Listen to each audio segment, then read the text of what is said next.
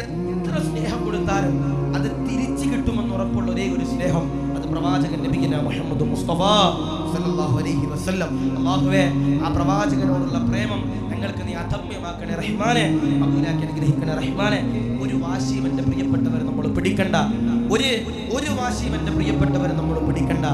എത്ര സ്നേഹം നമ്മൾ ആ പ്രവാചകന് കൊടുത്താലും ആ പ്രവാചകനാകുന്ന നിബിധങ്ങള് ആ പ്രേമം എൻ്റെ പ്രിയപ്പെട്ടവരെ നമുക്ക് തിരിച്ചു തരും. അല്ലാഹ് റസൂലുള്ളാഹിയുടെ മദീനത്ത് ചെന്നുകൊണ്ട് സ്വലാത്തു വസ്സലാമു അലൈക യാ റസൂലല്ലാഹ്, അസ്സലാത്തു വസ്സലാമു അലൈക യാ ഹബീബല്ലാഹ്, അസ്സലാത്തു വസ്സലാമു അലൈക യാ നബിയല്ലാഹ് എന്ന് പറയാനുള്ള സൗഭാഗ്യം ഞങ്ങൾക്ക് നീ നൽകണേ റഹ്മാനെ.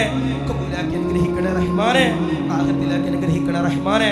ആ റസൂലുള്ളാഹിയുടെ മദീനത്ത് ചെല്ലുമ്പോൾ കഅബ കണ്ടാൽ ചിലപ്പോൾ പലരും കരയില്ല, കഅബ കണ്ടാൽ ചിലപ്പോൾ പലരും കരയില്ല.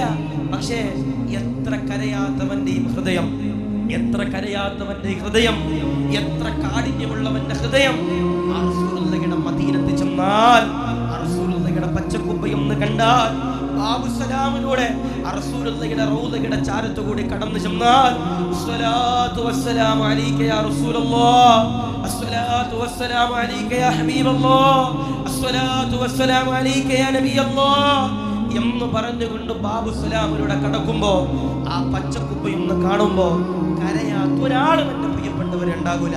അതാണ് ഹബീബ് എന്ന് പറയണേ, അതാണ് പ്രവാചകൻ എന്ന് പറയണേ.